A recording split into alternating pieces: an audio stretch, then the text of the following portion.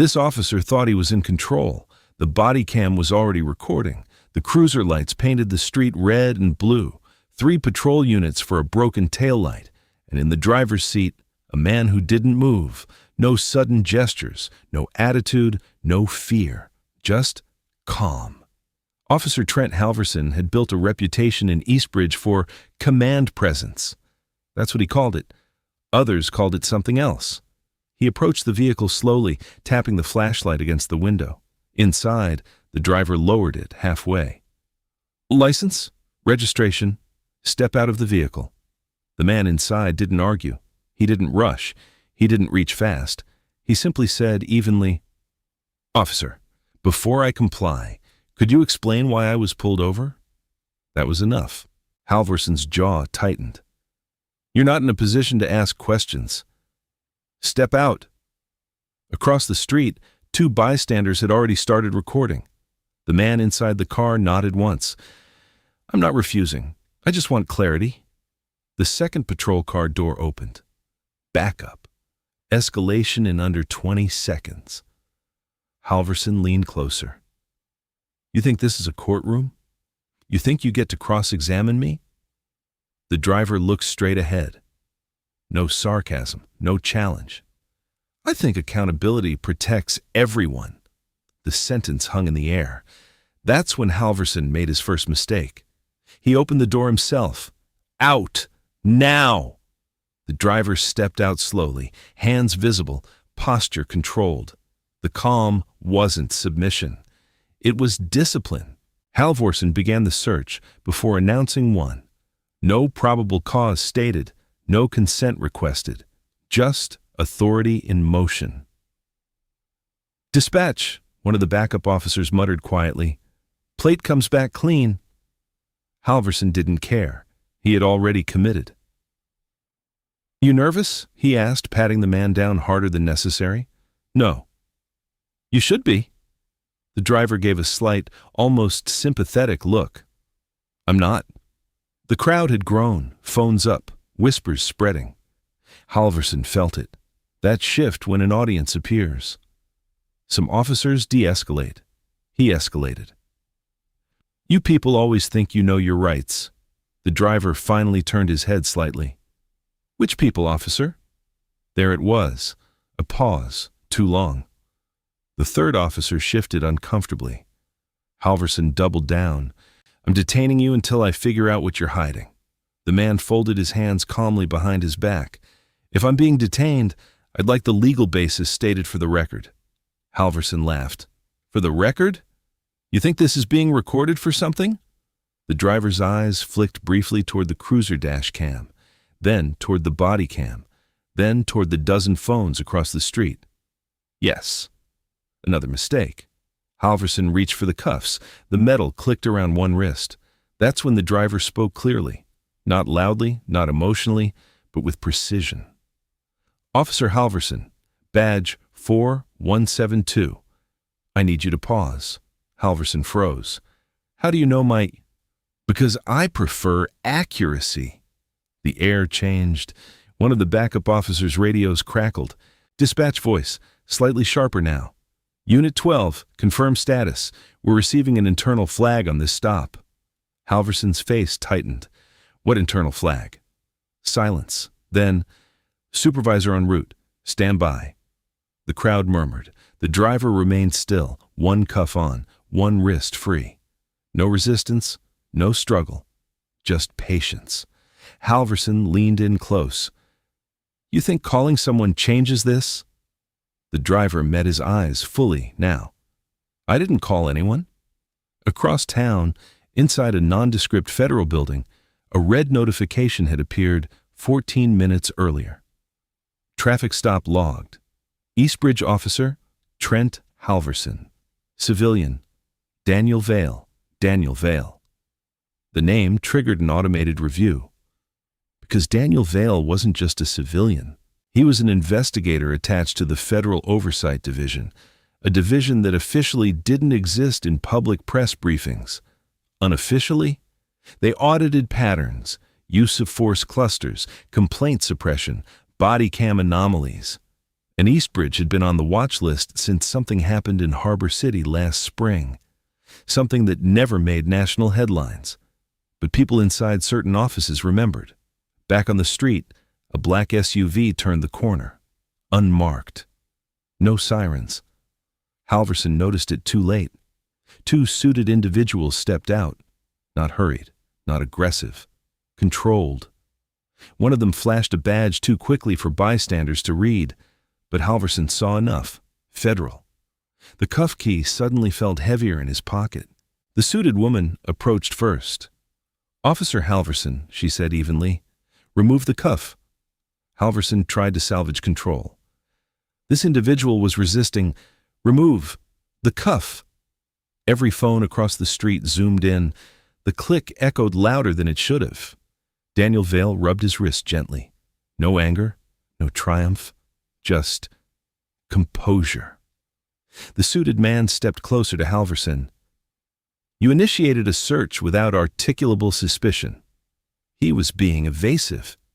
He asked for clarity. Halverson swallowed. "You people don't understand what it's like out here." The suited woman responded calmly.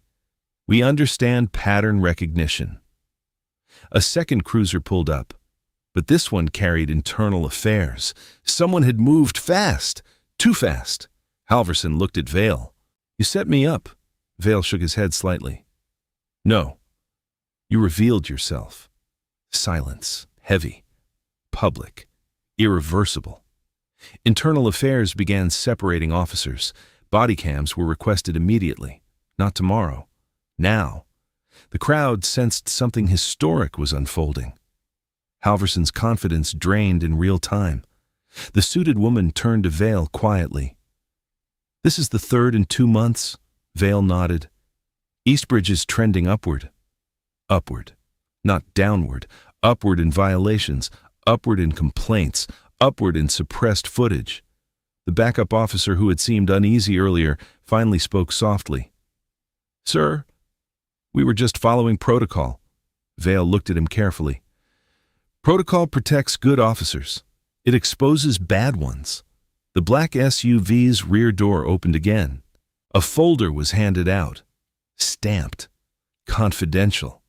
Halverson's name visible on the tab. He saw it. Everyone saw him see it. Public collapse doesn't always involve shouting. Sometimes it's the moment someone realizes the system is bigger than their badge. Internal Affairs informed him he was relieved of duty pending review. Right there, on the street, in front of the crowd, in front of the cameras, in front of the man he tried to humiliate. Halverson attempted one last assertion. "This is political," Vail responded softly. "No, it's mathematical." That line would later circulate online, clipped, shared, debated. Was this justice or entrapment? Should Vail have identified himself immediately? Was the officer wrong or just conditioned by a broken system? The debate ignited within hours. But behind the public discourse, something larger moved quietly. Back in the Federal Building, a digital map displayed small red dots. Harbor City, Eastbridge, 2 counties in Westfall, a precinct in North Haven, patterns forming, threads connecting. And somewhere above even the Oversight Division, a private security contractor had been reviewing municipal policing budgets. Their names surfaced occasionally in procurement audits. Crown Meridian Holdings, a corporate entity with deep municipal contracts, body cam software, training modules, liability insurance partnerships. Their name never appeared directly in misconduct cases, but somehow they were always adjacent. Vail had noticed. He hadn't proven anything yet, but Eastbridge wasn't random. None of it was. As Halverson was escorted toward a patrol vehicle, not as an officer, but as a subject of investigation, he looked back once, at Vail. "Who are you really?" Vail paused, just long enough. "Someone who keeps records." The SUV doors closed. The scene dissolved. But the city didn't return to normal, because within 48 hours, 3 more officers in Eastbridge requested transfers. 2 filed early retirement paperwork. 1 anonymously submitted internal emails. The Oversight Division opened a preliminary systemic audit, and Crown Meridian Holdings quietly scheduled a risk mitigation consultation with the mayor's office. Coincidence? Maybe. Or maybe something was tightening. Vale stood alone for a moment before entering the SUV. The suited woman glanced at him. "You're building a reputation." He didn't respond immediately. Reputation wasn't the goal. Stability was, but reputations attract enemies. "Harbor City escalated after exposure," she added. Vale nodded. "I remember." Harbor City had been louder, messier. Someone high-ranking had resigned suddenly. Another had disappeared into private consulting. No charges, just silence. And silence, Vale knew, was never empty. As the SUV drove away, Eastbridge PD radio traffic buzzed with confusion. Supervisors scrambling, statements being drafted, narratives being reshaped. But body cams don't forget. And neither did Daniel Vale. Across the digital map, a new red outline began forming around a cluster of cities. Someone higher up was watching the Oversight Division now, monitoring their moves, anticipating patterns. The game had shifted, because exposure works both ways, and somewhere, in a boardroom far from flashing lights and traffic stops, a man in a tailored suit paused a video replay of Halverson's public collapse. He didn't look angry. He looked calculating. "Find out who Vale reports to," he said quietly. The screen went dark. On a quiet street in Eastbridge, the broken taillight still flickered. Minor violation, major consequence. And the question lingered in every comment section that night. When authority is challenged calmly, is that defiance? Or discipline? This wasn't the only city under review. The call came at 6:12 a.m. Daniel Vale was already awake. He preferred the early hours, before the city layered itself with noise, before narratives hardened, before officials rehearsed statements. The voice on the secure line was measured. North Haven just lit up. Vale didn't ask how. He didn't ask why. "Pattern match," he said. "Worse. Suppression attempt." A body cam server had gone offline for 17 minutes during a high-force arrest. 17 minutes that coincided exactly with the escalation window. Too precise to be random. Too short to look catastrophic. Just enough to erase context. Vale dressed without urgency. Calm wasn't a tactic for him. It was default. By 7:40 a.m., he was inside a federal annex building most citizens didn't know existed. No signage, no public directory. Inside, a digital wall displayed clustered incident maps. Eastbridge still pulsed red. Now, North Haven blinked amber. And above them, a subtle watermark most analysts ignored: vendor metadata tags. Crown Meridian Holdings. The same contractor providing Eastbridge's body cam cloud storage. The same contractor scheduled for risk mitigation consultation meetings in 3 separate municipalities this quarter. Vale studied the timestamp discrepancy. 17 minutes. He turned to Agent Mara Ivers, the same suited woman from Eastbridge. "Pull server redundancy logs."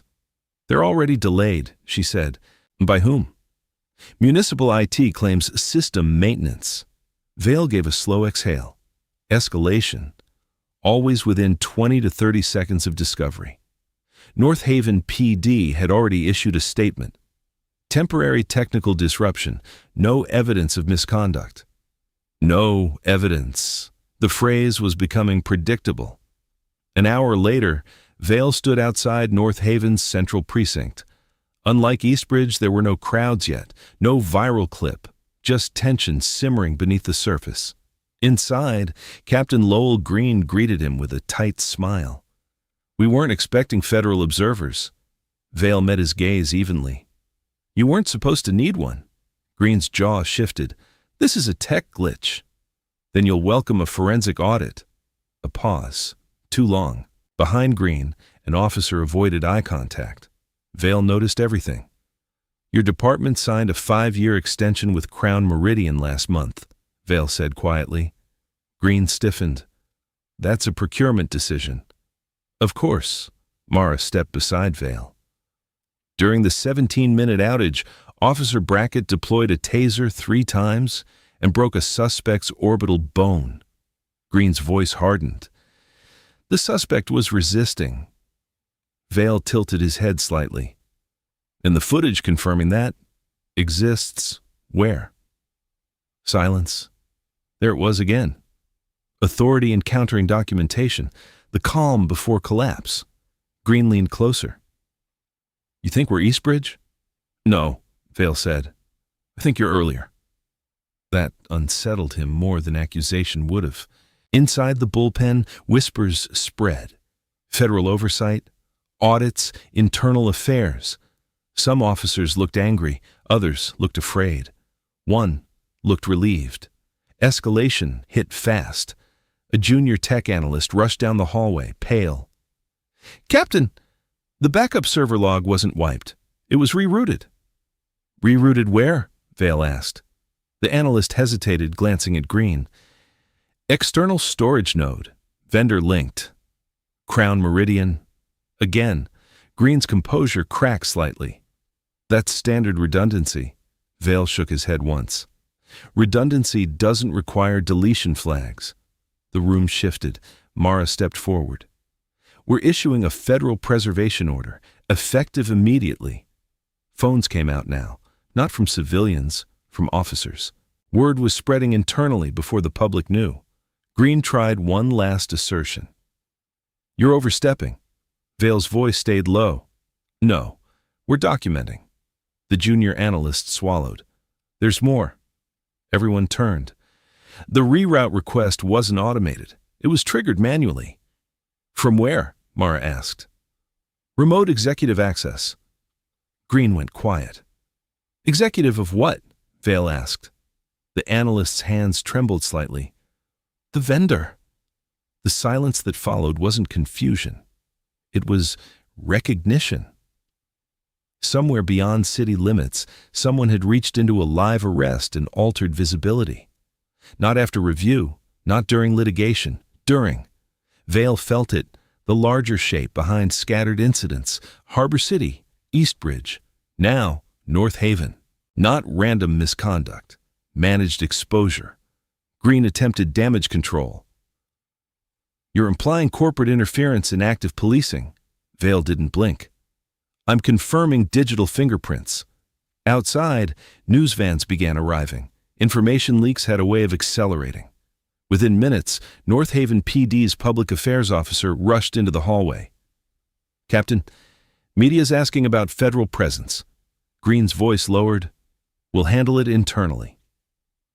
Vale stepped aside slightly, allowing cameras down the corridor to capture just enough.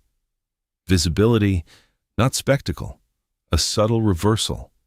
Authority under observation. Mara received a message on her secure device. She looked at Vale. Crown Meridian's stock just dipped 3 points. Market reacts faster than ethics, Vale replied. Another escalation. The junior analyst spoke again. There's a pattern in the access logs. Vale nodded for him to continue. Each reroute request corresponds with departments flagged for budget renegotiations. Green closed his eyes briefly. Budget leverage, liability exposure, insurance premiums. If misconduct footage increased risk profiles, municipalities would renegotiate contracts, unless risk could be managed. Or hidden. Vale's mind moved quietly. Crown Meridian didn't just sell body cam storage.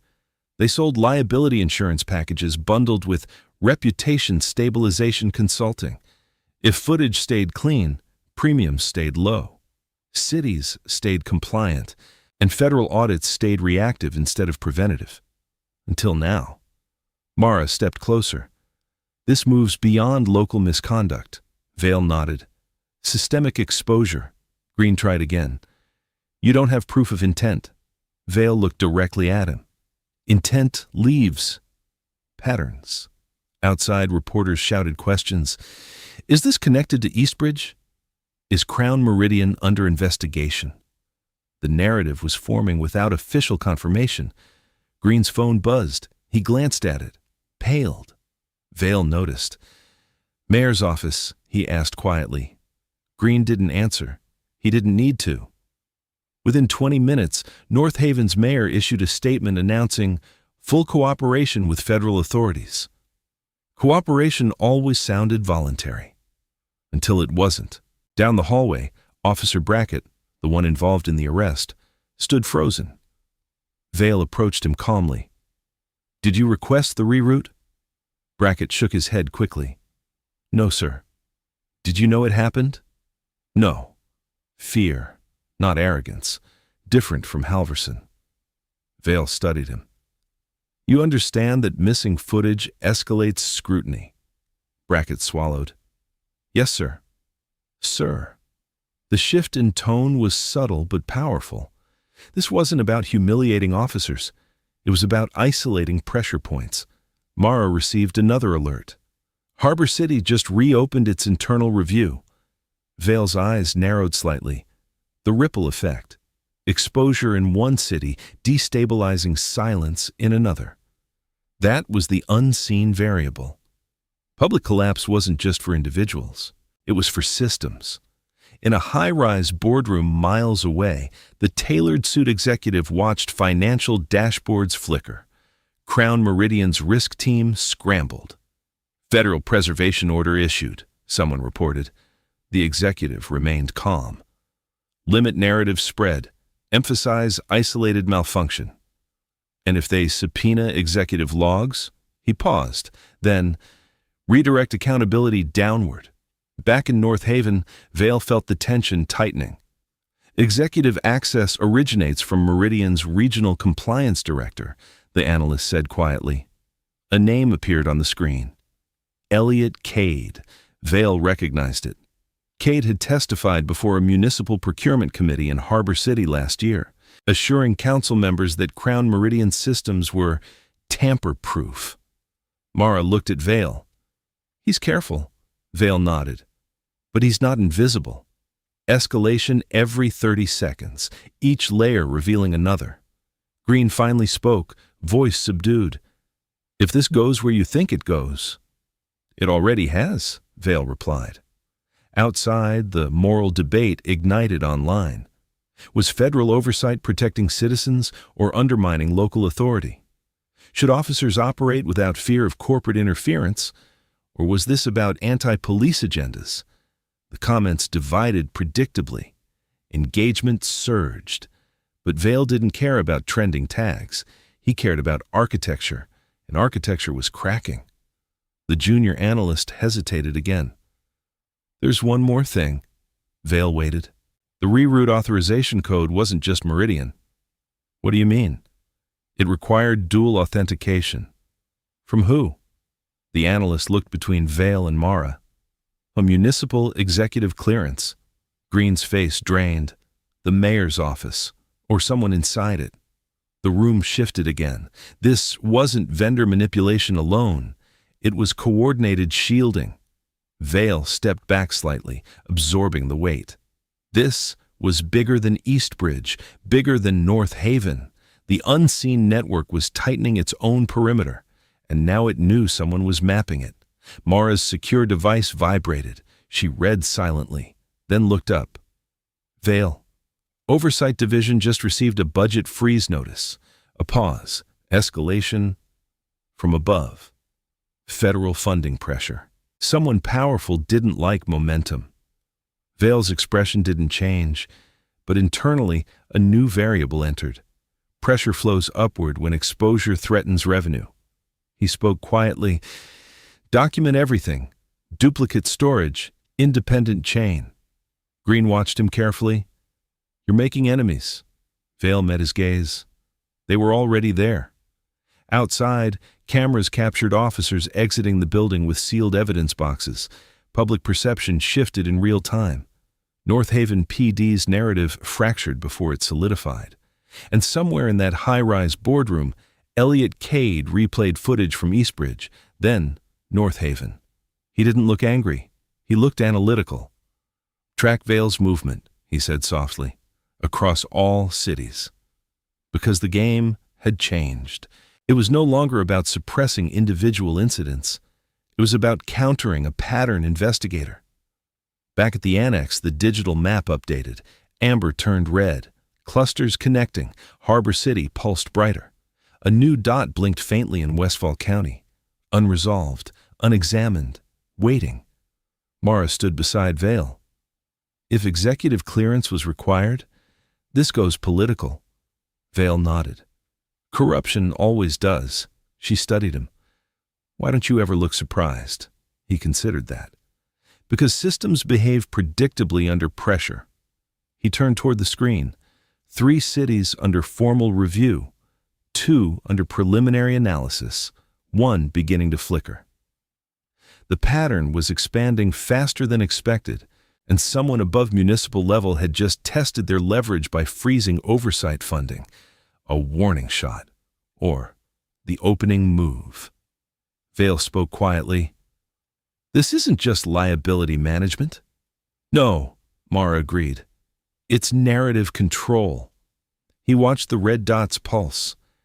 Then we escalate visibility. Outside, rain began to fall over North Haven, washing nothing away, only sharpening reflections on the pavement. The footage might have been rerouted, but logs remain, intent leaves residue, and residue accumulates.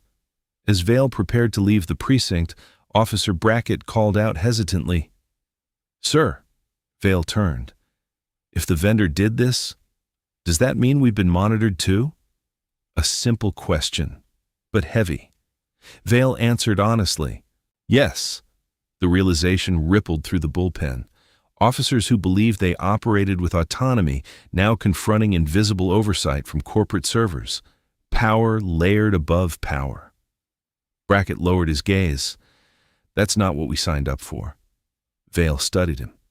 Then decide what you stand for. Not accusatory, not dramatic, just reflective. Outside, microphones thrust forward as Vale exited. He didn't stop. He never made statements on sidewalks. The SUV door closed softly. Mara looked at him. Budget freeze means they're nervous. Vale stared ahead. Good. The vehicle pulled away.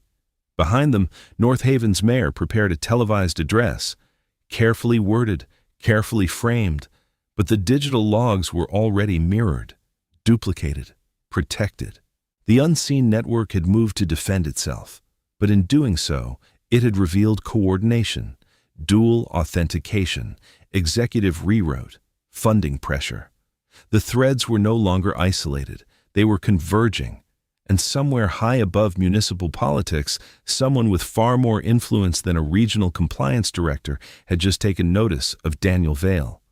The rain intensified, city lights blurred. Mara broke the silence. You think they'll come after you directly?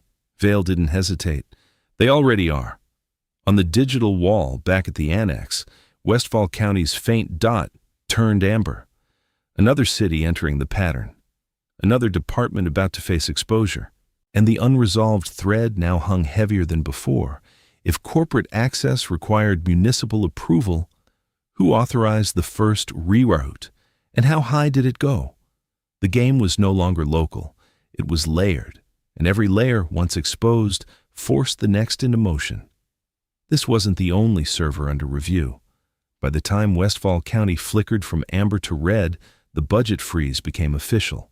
Not delayed, not rumored, signed. Oversight Division discretionary funds, suspended pending fiscal review. No explanation beyond that. Daniel Vale read the memo once, then set it down. Escalation doesn't always come from the field. Sometimes it comes from above. Mara stood across from him inside the annex war room, screens illuminating both their faces. They're calling it procedural, she said. They always do, Vale replied.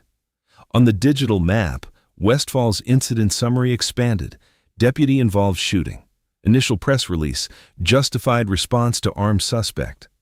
But local hospital intake records told a different story. The suspect had been unarmed, and the body cam footage. Corrupted file header, Mara said quietly. Vale didn't react outwardly. 3 cities, 3 technical anomalies, 3 vendor-linked storage systems, 3 municipal approvals tied to Crown Meridian Holdings. Patterns weren't whispers anymore. They were declarations. Outside the annex, rain fell harder against tinted windows. Inside, Vale pulled up procurement records. Westfall County had recently transitioned to a new insurance model bundled through Crown Meridian's Municipal Risk Shield program. Lower premiums, faster claims resolution, centralized digital evidence hosting, convenient. Too convenient. Who approved the transition? Vale asked.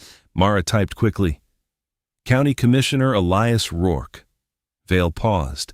That name surfaced once before, during Harbor City's silent resignation scandal. Not publicly connected, but adjacent. Always adjacent. Escalation every 30 seconds. A knock interrupted them. Assistant Director Helen Kincaid entered, composed, calculating. The freeze isn't random, she said without preamble. Vale nodded. It's leverage. Kincaid stepped closer to the screen. You've triggered corporate pressure at the federal appropriations level. Through whom? Mara asked. Kincaid's jaw tightened slightly. Lobbyists, insurance coalitions, private municipal alliances. Vale absorbed it. Crown Meridian wasn't just a vendor.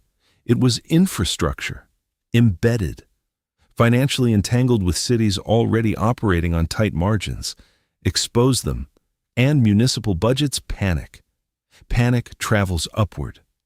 Westfall Sheriff's Office is holding a press conference in 2 hours, Mara said. Then we'll be there, Vale replied. Kincaid studied him. With frozen funds? Vale met her gaze evenly. We still have authority. For now. Westfall County Courthouse steps were already crowded when Vale arrived. Sheriff Nolan Bryce stood behind a podium, posture rigid. The deputy acted in accordance with department policy. Cameras flashed, reporters scribbled. Vale watched from the edge of the crowd, calm, invisible, until Bryce added, "Federal speculation is premature and unhelpful." There it was, direct escalation, public challenge. Mara leaned slightly toward Vale. He's drawing a line. Vale's eyes never left the podium. He thinks we won't cross it, Bryce continued. The body cam malfunction is under vendor review. There is no evidence of tampering. No evidence! Again. A reporter raised a hand. Sheriff, is it true the storage vendor has executive override capability? Bryce hesitated. Half a second. Enough. That's standard for system maintenance. Vale stepped forward. Not aggressively, not dramatically. Just into frame. The cameras shifted instantly. Bryce's confidence flickered. Sheriff Bryce, Vale said calmly, does system maintenance require file corruption at the exact moment of weapon discharge? Silence. The crowd leaned in. Bryce's jaw flexed. You're implying misconduct. I'm implying timing, Vale replied. Murmurs spread. Escalation. Bryce adjusted his stance. You have no jurisdiction here. Vale held his gaze. Federal funding touches every jurisdiction. The sentence landed heavier than it sounded. Reporters pivoted. Are you investigating Westfall formally? Vale didn't answer directly. We're preserving evidence. Bryce attempted recovery. This is political theater. Vale's tone never changed. The only theater is missing footage. That line would circulate before sunset. Online, comment threads ignited. Was Vale overstepping? Was the sheriff defensive? Was corporate interference real or a narrative? Engagement surged. But behind the cameras, something more dangerous was happening. Inside Westfall's administrative offices, Commissioner Elias Rourke watched the live stream in a private conference room. Beside him sat a familiar tailored suit. Elliot Cade, Crown Meridian's Regional Compliance Director. Cade muted the television. Visibility is increasing faster than projected, he said quietly. Rourke's hands clasped tightly. You said the system was insulated. It was, Cade replied. Until Vale. Rourke looked uneasy. If this reaches procurement committees, it won't, Kate interrupted. Because we redirect the narrative. Back outside, Bryce tried one last assertion. Our deputy feared for his life. Vale nodded slightly. Then transparency protects him. That shifted the dynamic. It wasn't accusation, it was logic. Bryce faltered. Mara's phone vibrated. She glanced down, then at Vale. Westfall server logs just pinged external access again. During the press conference, bold or desperate. Vale's eyes sharpened slightly. They're scrambling. Inside the courthouse, IT personnel rushed toward server rooms. Unaware federal mirror protocols had already been deployed. Budget freeze or not, Vale anticipated retaliation. Redundancy wasn't optional anymore. It was survival. A young deputy standing near the steps spoke quietly to Mara. Ma'am, some of us didn't know about override access. Mara studied him. Do you now? He nodded slowly. That changes things. Across the plaza, protesters began forming, not chaotic, concerned, holding signs demanding transparency, moral tension building in real time. Sheriff Bryce ended the press conference abruptly. Too abruptly. The cameras caught it. Public collapse doesn't require confession. Sometimes it's retreat. Vale stepped back from the crowd. His phone vibrated. Unknown number. He answered. Silence for 2 seconds. Then a voice, measured, cultured. You're accelerating instability, Mr. Vale. Vale didn't ask who it was. I prefer correction. A faint exhale on the other end. You're misinterpreting risk management. 17 minutes, Vale said calmly. 3 cities. A pause. You're looking at symptoms. And you're looking at containment, Vale replied. The voice cooled. You don't understand how high this reaches. Vale's expression remained unchanged. Try me. Click. The line went dead. Mara watched him. Cade, Vale nodded once. He's nervous. Or confident. Confidence doesn't call anonymously. Inside the courthouse, emergency IT protocols locked down server access. But it was too late. Federal mirrors confirmed manual override attempts during Bryce's speech. Time-stamped, traceable, dual authentication, municipal clearance. Rourke's authorization code appeared in the logs. Directly. No abstraction. No plausible deniability. Escalation complete. Within 30 minutes, news outlets reported federal investigators examining possible digital interference in Westfall deputy shooting. Crown Meridian stock dipped again. Insurance partners requested emergency meetings. And inside the annex, Assistant Director Kincaid received another message.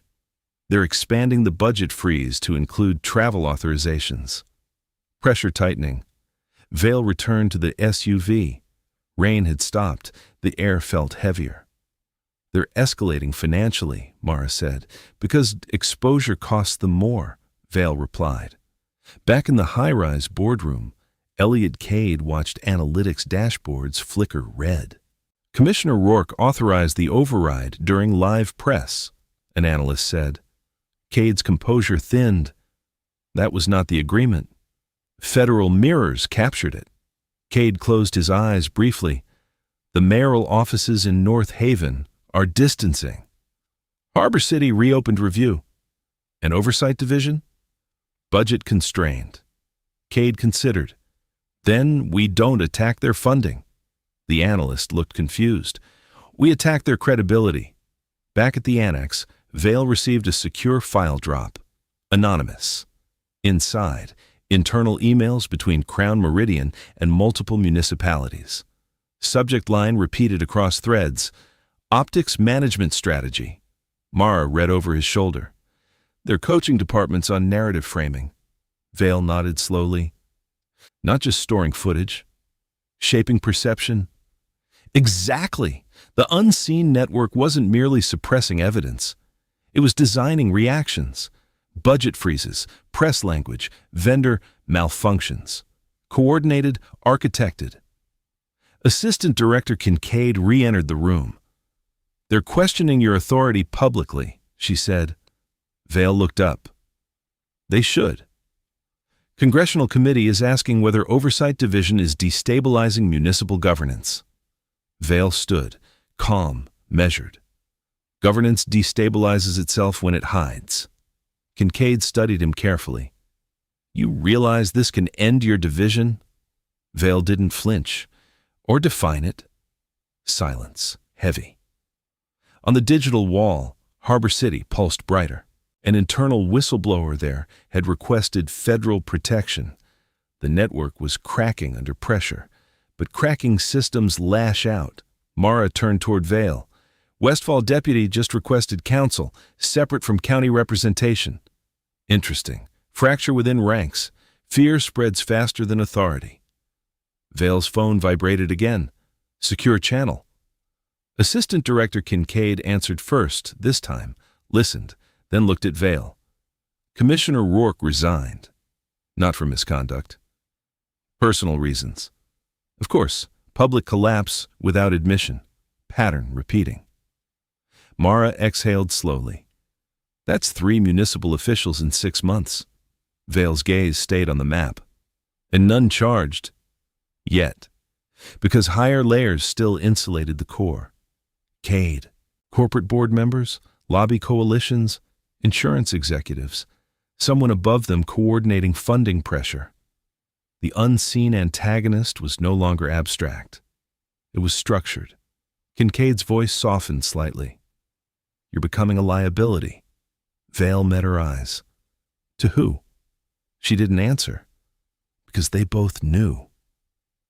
The freeze wasn't the final move. It was a test, to see if he would slow down. He didn't. Instead, he leaned closer to the screen. Cross-reference Meridian contracts with federal grant dependency ratios. Mara began typing. "If municipalities relying heavily on federal funding also show higher override incidents," she nodded. "We establish coercive leverage." Exactly. Patterns become proof. Proof becomes prosecution, and prosecution becomes exposure. The digital model began populating correlations. 3 cities aligned perfectly. 2 more trending. 1 faint cluster in another state beginning to pulse. The network was larger than projected, and someone above Cade would soon realize Vale wasn't targeting vendors. He was mapping architecture. Outside, Westfall protesters grew louder. Inside the boardroom miles away, Cade made a decision. "Prepare contingency release," he said quietly. "Blame rogue municipal actors." "And Vale?" Cade's expression hardened. "Discredit." Back at the annex, Mara looked at the new blinking dot. "South Ridge." Vale studied it. "Add it to watch list." The room hummed with low electricity, pressure from above, cracks below, exposure widening, and one unresolved thread tightening like a wire. If dual authentication required municipal and vendor approval, who initiated the very first override in Harbor City? Not the mayor, not procurement. Someone higher, someone insulated, someone watching. Vale stepped back from the screen, calm, unshaken. Mara asked quietly, "Are we ready for what this becomes?" Vale looked at the growing constellation of red across the map. "No," he said evenly, then added, "But neither are they." The game had shifted from exposure to confrontation. And somewhere beyond Crown Meridian, beyond municipal resignations, beyond funding freezes, a higher authority was preparing its move. This wasn't just about corrupted footage anymore. It was about who controlled reality, and that fight had only just begun. South Ridge didn't explode, it simmered. And simmering systems are harder to expose.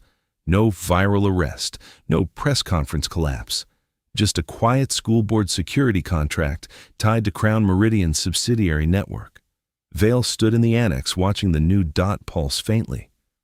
"Security cameras?" Mara asked. "Integrated," Vale replied. "With municipal policing data streams. Layered infrastructure, Same vendor, different entry point. Southridge wasn't a police scandal, it was a school district, and that made it dangerous, because outrage escalates slower when children are involved. Assistant Director Kincaid entered without knocking. "They've scheduled a congressional inquiry," she said. "On us?" "Of course. Oversight Division destabilizing municipal governance." The phrase had been circulating through think tanks for weeks. Now it had traction. Vale nodded once. "When?" 48 hours. Pressure from above. Again. Mara folded her arms. "They're accelerating." "Yes," Vale said quietly, "which means they're uncomfortable." A secure ping interrupted them. Anonymous drop. Again. Different source. Inside, archived internal Crown Meridian onboarding materials. Slide deck title, Reputation Shield Protocol, Tier 3 Municipal Clients. Vale opened it. Bullet points scrolled across the screen. Crisis Visibility Containment, Override Access Architecture, Coordinated Public Messaging Templates, Federal Engagement Deflection Strategy. There it was. Not rumor, not inference. Strategy. Documented. Mara leaned in. "Federal engagement deflection. They anticipated you." "No," Vale corrected calmly. "They anticipated oversight. And they built countermeasures. The architecture was layered. Municipal official authorizes override. Vendor executes. Insurance adjusts risk profile. Lobby groups apply pressure. Federal funding questioned. A closed loop. Elegant. Efficient. Corrupt." Kincaid spoke quietly. "If this goes public before the hearing, they'll frame it as classified overreach." Vale considered that. "Then we don't leak it." Mara looked at him. "We wait?" "No," Vale said. "We document." Southridge pulsed brighter. A routine disciplinary incident at a high school had resulted in a student hospitalization. Initial report. Self-defense by a contracted school resource officer. Camera footage? Unavailable. Corrupted header. Mara exhaled slowly. "They're not even subtle anymore." Vale's jaw tightened slightly, the only sign of emotion. Subtlety ends when systems feel protected. Outside the annex, a black sedan idled across the street. Unmarked, not government, not local, watching. Vale noticed it through the tinted glass. He didn't comment. Observation was mutual now. Escalation had become symmetrical. 2 hours later, Vale stood inside Southridge High School's administrative office. Superintendent Carla Mendez greeted him cautiously. "This is a school matter," Vale nodded. "It intersects with a federal vendor." Mendez hesitated. "Our contract ensures student safety." "Does it ensure transparency?" Mara asked. Mendez's silence answered. Inside the server room, IT logs revealed the same pattern. Manual override, dual authentication, vendor plus district executive clearance. Mendez's credentials were used. She looked stunned. "I never authorized this." Vale met her eyes. "Then someone authorized it for you." A slow realization crept across her face. Her deputy superintendent had attended a risk mitigation workshop hosted by Crown Meridian 3 months earlier. The phrase, again. Risk mitigation. Translation, exposure control. Outside the school, parents began gathering. Rumors travel faster in tight communities. A mother approached Vale directly. "Is it true they erased the footage?" Vale didn't offer speculation. "We're preserving evidence." The words were becoming his signature, calm, measured, unavoidable. Behind him, Mara received a secure alert. Congressional committee just expanded inquiry scope. "From?" Vale asked. "Budget compliance to operational conduct." They weren't just freezing funds anymore. They were probing authority. Classic counterattack, discredit the investigator, shift focus upward. Vale's phone vibrated. Secure channel. Assistant Director Kincaid answered immediately. Listened. Her expression changed. "They're questioning your field intervention specifically," she said. claiming you provoke instability. Vale absorbed it without reaction. Instability existed first. Yes, Kincaid said quietly, but perception matters. Across town, in a private executive suite, Elliot Cade watched news coverage of Southridge parents assembling outside the school. "This is escalating too publicly," one of his analysts said. Cade remained composed. "Shift narrative to child privacy protection." And Vale? Frame him as opportunistic. The strategy unfolded quickly. Opinion pieces began appearing online. Is federal oversight overstepping local control? Are municipalities being bullied? The comment sections divided instantly. Engagement soared, but so did scrutiny. Inside Southridge's server logs, something new surfaced. Not just override access, a central routing IP, not municipal, not vendor. A third node. Mara leaned closer. "That's not Crown Meridian." Vale's eyes narrowed slightly. "Trace it." The ICP masked through private infrastructure, high-level encryption, corporate grade, not regional, national, escalation. The unseen layer above Cade was beginning to surface. Mara's screen populated slowly. Corporate registry cross-reference, holding company, shell entities. Finally, a name. Apex Civic Solutions, not public-facing, not advertised, but heavily involved in federal infrastructure consulting. Vale felt the architecture shift in his mind. Crown Meridian managed municipalities. Apex Civic interfaced with federal appropriations committees, insurance coalitions, lobby networks, funding leverage, the higher layer. Kincaid read over his shoulder. Apex Civic's board includes 2 former congressional budget chairs. There it was, not local corruption, not corporate greed alone, political insulation, layered protection. The game was larger than they projected. Mara exhaled slowly. "That's who froze the budget." Vale nodded once, indirectly. In the executive suite, Cade's secure phone buzzed. He read the message. Apex Civic had detected unusual federal tracing attempts. He stood slowly. "They found the upper node," he said quietly. The analyst looked uneasy. "What's the instruction?" Cade hesitated for the first time, then, "Escalate credibility attack." Back in South Ridge, Superintendent Mendez's voice trembled slightly. "If my credentials were used without consent," Vale answered evenly, "then someone believed you wouldn't resist." The parents outside began chanting for transparency. Local news vans arrived. National outlets started calling. Child injury plus missing footage plus federal inquiry. Volatile combination. Mara's device buzzed again. Congressional hearing moved up. "When?" Vale asked. "Tomorrow." Acceleration. No breathing room.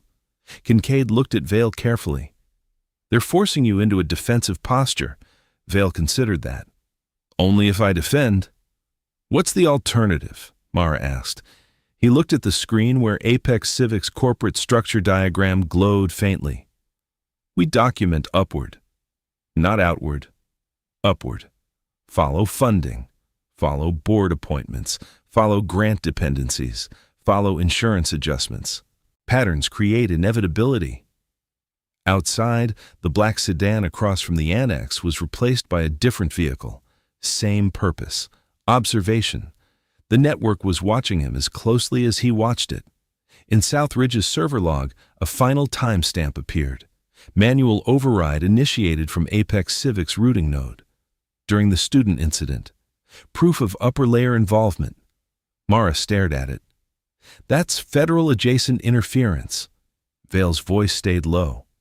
"Which means tomorrow isn't a hearing. It's containment." Kincaid stepped closer. "If you present this prematurely, they'll bury it under classification." Vale nodded. "If we wait, they tighten the freeze." Silence settled, heavy, strategic. Outside, a father shouted toward the school doors. "Who's protecting our kids?" That question cut through political narratives, because corruption involving adults creates debate.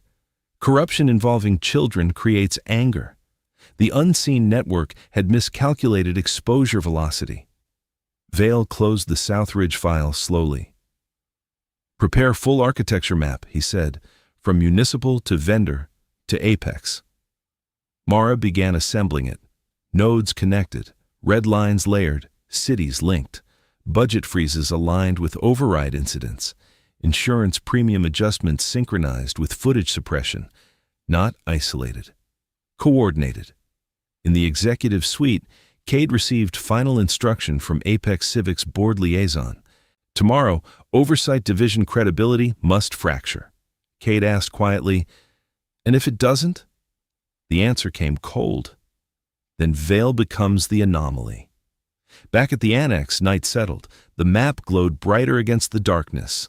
Harbor City, Eastbridge, North Haven, Westfall, South Ridge, 5 nodes, 1 architecture, and above them, Apex Civic Solutions. Mara looked at Vale. "If they move against you personally?" "They won't," Vale said calmly. "Why?" "Because I'm not the story." He looked at the architecture map. "This is." Kincaid studied him for a long moment. "You're certain?" Vale's expression didn't change. "They rely on silence, not confrontation. Tomorrow would test that assumption." Outside, thunder rolled faintly in the distance. Pressure in the atmosphere, mirroring pressure in institutions.